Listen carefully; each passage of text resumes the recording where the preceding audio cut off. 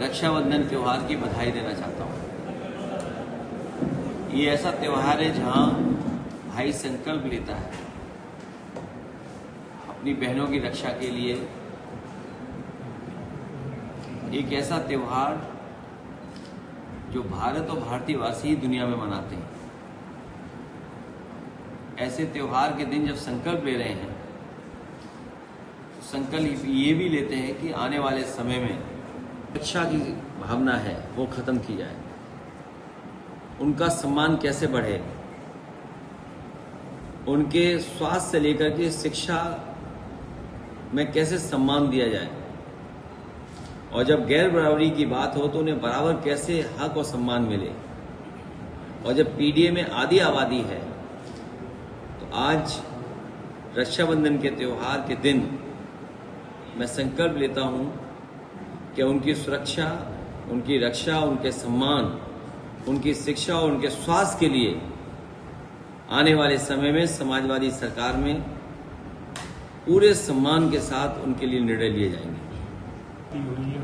और साथ ही साथ जहां हम लोग खुशियां मना रहे हैं आज, वहीं हमारा मित्र देश, पड़ोसी देश, एक बहुत बड़ी घटना घटी है। कारण अलग अलग हैं, वो तो साइंटिफिकली बात कही जाएगी कि कारण क्या रहा। क्या अर्थक्वेक की वजह से, या किसी बर्फ के बड़े हिस्से को जो नदी में आ गया था उसकी वजह से रुकावट टेम्परेरी हुई और फिर अचानक बर्फ पिघल गई और पानी तेजी से आया। क्योंकि वो भारत नेपाल या नेपाल के आगे जो चीन और तिब्बत के हिस्से से बात शुरू हुई है, ये बाद में जानकारी मिलेगी कि क्या कारण रहा है। लेकिन आज सैटेलाइट और साइंटिफिकली इतनी चीजें हैं कि अगर उनका ध्यान और अप्रोच की जाती तो शायद ऐसी घटनाएं टल सकती थी। ऐसी घटनाएं में जिन जान गई है उनको सुरक्षित जगह पहुंचाया जा सकता था। सुनने में आ रहा है कि अगर पीछे से जानकारी मिल जाती तो कम से कम 1 घंटा समय था जिसमें लोगों की जान बच जाती, लेकिन किसी को जानकारी नहीं मिली। और जब तक जानकारी आई, सामने जानकारी हुई, तब तक इतना बड़ा हादसा हो गया। इस तरह के हादसों के लिए सरकारों को तैयार हमेशा रहना पड़ेगा। अगर ऐसी घटना होती है तो अपने लोगों का जीवन कैसे बचे, लोगों का जीवन बचे, साथ ही साथ जानवर बड़ी पैमाने पे जिनकी जान गई होगी, और जो कारोबार, दुकान या और कारोबार करते थे उनका कितना बड़ा नुकसान हुआ। सुनने में आया कि अभी भी टूरिस्ट फंसे हुए हैं और संपर्क नहीं हो पा रहा है उनका। तो ये बड़ी घटना घटी है, हमें दुख है इस बात का। जिन लोगों की जान गई है हम सब श्रद्धांजलि देते हैं और नेपाल के इस दुख में हम लोग शामिल होते हैं। वहीं भारत सरकार से ये अपील करते हैं कि जहां मदद पहुंच रही है और बड़े पैमाने पर मदद भारत सरकार को करनी चाहिए। इस समय जितनी भी मदद हो, नेपाल सरकार की पूरी मदद भारत सरकार को करनी चाहिए। 98% लोग जो है चीनी का सेवन ही नहीं करते हैं। किस तरीके का तर्क दिया जा रहा महंगाई को लेकर? मैं उनके बारे में इसलिए नहीं कहूँगा कुछ, वो कई बार कई तरह की बातें कह चुके हैं।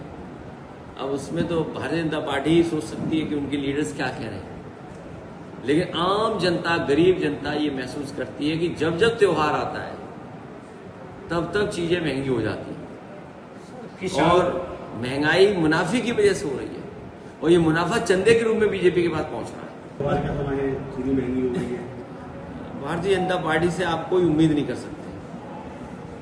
अब तो उनका समय भी खत्म हो गया है। जहां चीनी की बात हो रही है और महंगी हो गई चीनी, वहीं सोचिए मिलावट के लिए कानून होता है कि आप मिलावट नहीं कर सकते, लेकिन सरकार तो पेट्रोल में मिलावट कर रही है। इथेनॉल का लाभ, चीनी महंगी का लाभ, कहीं ऐसा तो नहीं कोई बहुत सोची समझी रणनीति के तहत कुछ लोगों को लाभ पहुंचा करके, क्योंकि चुनाव आने वाला है, उनसे चंदा तो नहीं लिया जाएगा, कहीं चंदे के लिए महंगाई तो नहीं बढ़ रही। और केवल चीनी की महंगाई नहीं है, डीजल पेट्रोल की महंगाई कितनी बड़ी है।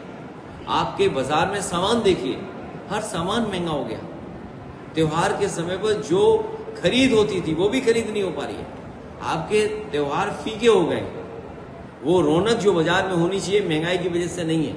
और ये जो महंगाई है उसका कारण है सरकार मुनाफा कमा रही है, और मुनाफा कमाने के लिए उद्योगपतियों को खुली छूट देती है।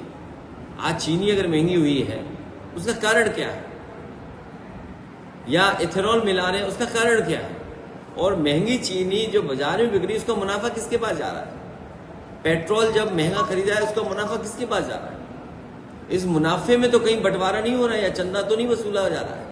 आम आदमी सरकार नियम को लेके आई सर, किसानों के ऊपर संकट लाने वाले लोग भारतीय जनता पार्टी के हैं। पहले बोरी से चोरी होती थी, अब पूरी बोरी चोरी हो गई, पूरी बोरी गायब है। आखिरकार जिम्मेदार कौन है इसके लिए? जब किसान को सबसे ज्यादा जरूरत है खाद की, उस समय खाद नहीं, और पैदावार की जो कीमत मिलनी चाहिए, मान लीजिए इससे पहले मक्का थी, क्या कीमत दी उन्होंने, या आलू का भाव क्या दे रहे हैं। लागत बढ़ रही है लेकिन लाभ नहीं दे रहे हैं किसानों को, मुनाफा नहीं होने दे रहे हैं। और केवल एक नहीं, आप बताइए दूध का पैदावार करने वाले क्या हाल है, हर फसल में घाटा हो रहा है। कल ही मुख्यमंत्री ने एमओयू किया बड़ी बड़ी कंपनियों में, बड़ी बड़ी कंपनियों से एमओयू करना शुरू कर दिया है, और वो एमओयू ऐसे किए जा रहे हैं जबकि किसान के हाथ में खेती नहीं बचेगी। जो 3 काले कानून से जो लाना चाहते थे वो अब कानून से नहीं ला पा रहे, लेकिन वो काम अभी भी बीजेपी सरकार में चल रहा है। कल का ही उठाइए अखबार और देखिए एमओयू कितनी बड़ी बड़ी कंपनियों से हुआ है, तो हमारा गरीब किसान का क्या होगा।